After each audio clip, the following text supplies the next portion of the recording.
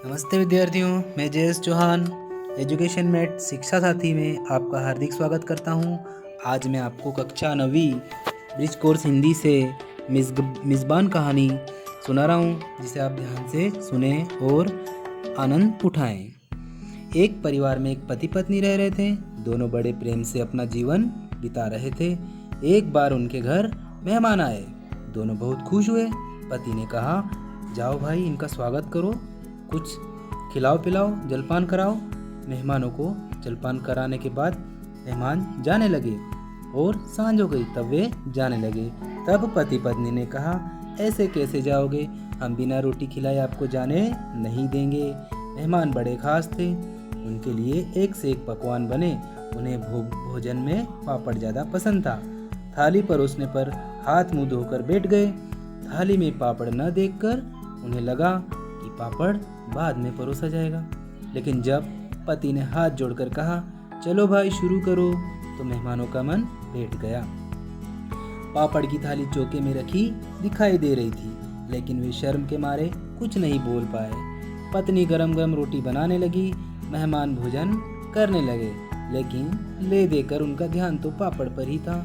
चूल्हे के पास सीके पापड़ उनको दिखाई दे रहे थे।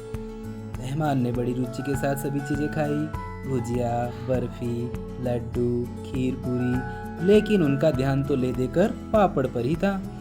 उन्होंने सोचा कि यदि हमने पापड़ नहीं खाए तो ये कैसी मेहमान नवाजी। वे मन ही मन सोचने लगे कि भैया भाभी पापड़ नहीं परोसेंगे तब क्या होगा। जब उनकी समझ में आया कि उन्हें पापड़ परोसना ध्यान नहीं आएगा, तो उन्होंने जुगत लगाने की सोची, जिससे पापड़ खाने को मिल जाए। मेहमान ने कहा, एक बात बताना तो भूल ही गया। पति पत्नी बोले, कौन सी बात? मेहमान बोले, बहुत जरूरी बात। कल तो भगवान ने ही मुझे बचाया।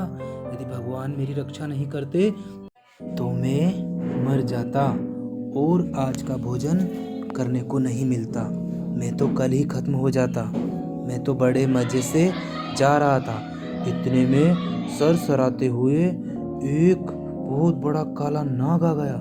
क्या बताऊं भाई कि इतना लंबा था ये सांप, यहाँ से लेकर वहाँ तक जहाँ वो चूल्हे के पास पापड़ रखे हैं। इशारा करते ही पति पत्नी एक साथ बोले, अरे हम तो पापड़ परोसना ही भूल गए। मेहमान ने कहा, अब रहने दो।